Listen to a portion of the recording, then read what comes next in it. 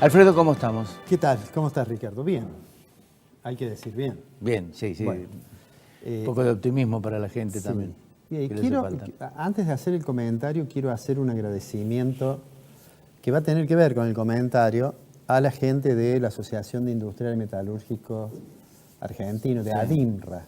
El jueves pasado yo viajé para dar una charla en Buenos Aires en ADIMRA.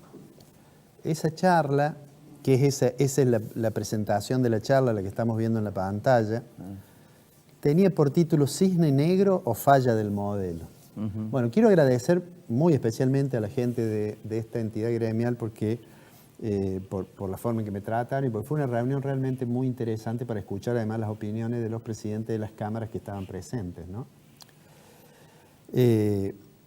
Digo de manera anecdótica, fue el jueves pasado, yo subí al avión a las 10:20 y el dólar estaba a 32. Cuando llegamos a Aeroparque, prendí el teléfono y un colega me había puesto la pantalla que había una operación a 40 el dólar.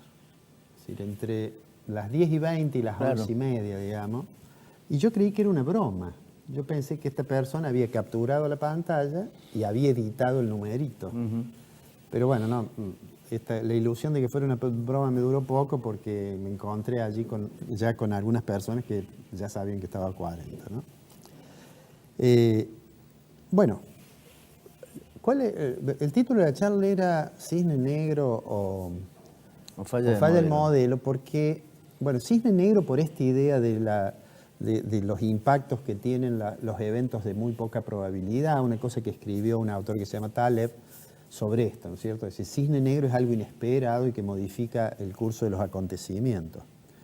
Y aunque yo he dicho alguna vez aquí que en realidad Argentina es una especie de granja de crianza de cisnes negros, tenemos muchas veces sorpresas, pero que no podía adjudicarse exclusivamente a que los hechos, ni a la situación internacional, ni a la sequía, que fue otro hecho no controlable por el gobierno, ni al aumento de las tasas de interés de Estados Unidos, sino que había cuestiones que tenían que ver con la vulnerabilidad de la economía argentina propia y derivada del esquema de política económica.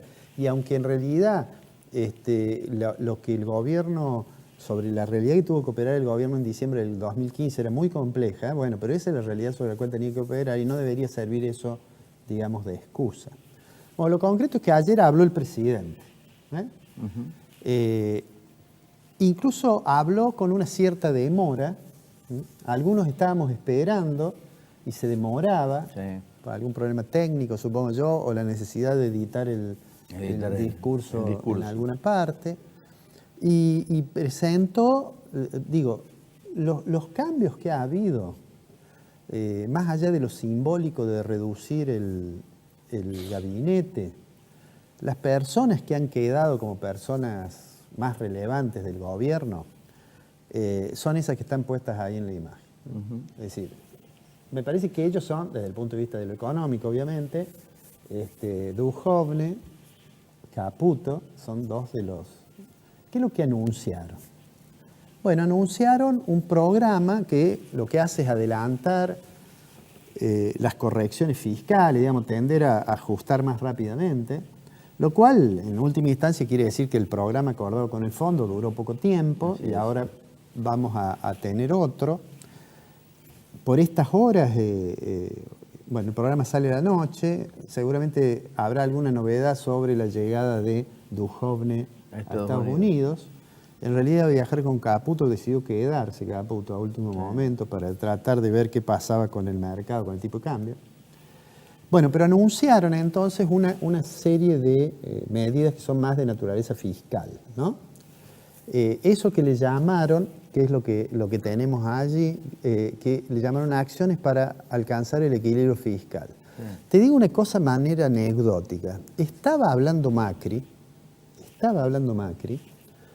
es decir, que todavía no había empezado la conferencia de prensa de Duhovne, y yo supongo que a muchas personas nos llegó la presentación que iba a hacer Duhovne, que la carátula es la que veíamos recién, una cosa llamativa, no sé, hubo un desajuste ahí en la en la forma claro, de... porque al atrasarse Macri a las 9:30, a las 9:45 hablaba de Duhovne antes de la apertura de los mercados. Pero lo raro es que lo enviaran. A mí me llegó de un colega por WhatsApp el informe. Dice, bueno, ¿qué es lo que dice eso?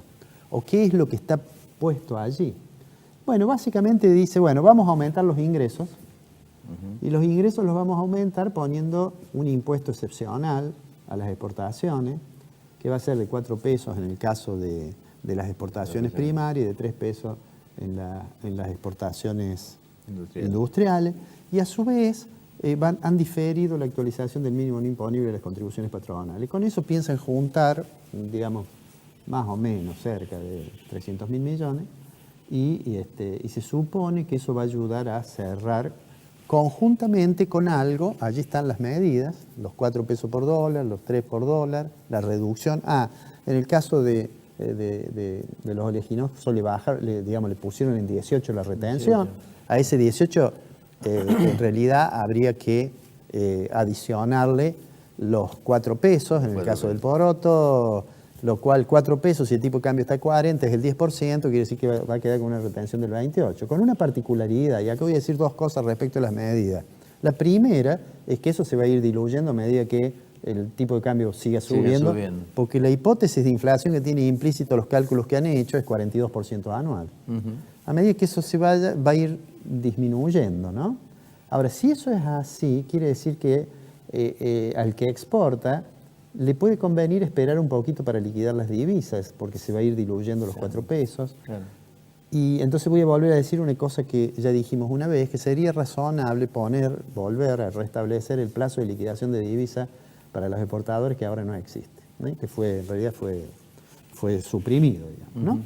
Bueno, eso es por el lado de los ingresos, ¿no? Por el lado de los gastos, que lo vamos a ver en una de las placas, en realidad el esfuerzo que están planteando, cuando uno lo ve en ese grafiquito, eso es gasto primario, es decir, no incluye la atención, los servicios de la deuda, cuando uno mira allí y ve que en porcentajes del producto va a bajar de 24 a 20, o sea que va a ser igual a los ingresos primarios, eso le va a dar que el resultado primario va a ser de equilibrio fiscal. Ahora, cuando uno mira que baja 4, le da la impresión que no es mucho.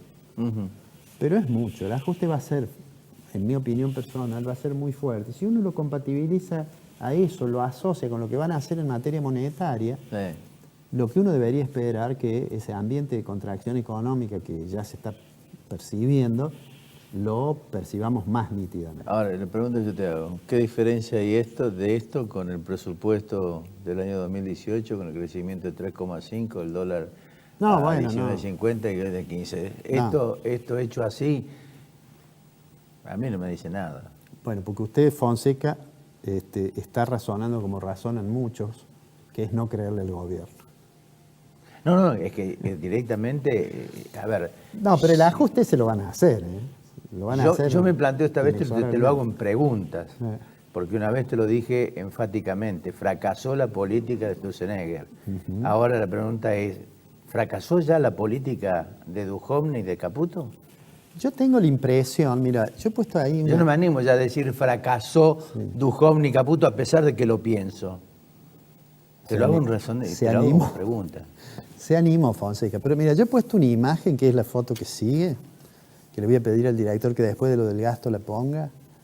Yo creo que esos son los 3 que van a quedar importantes en el gobierno.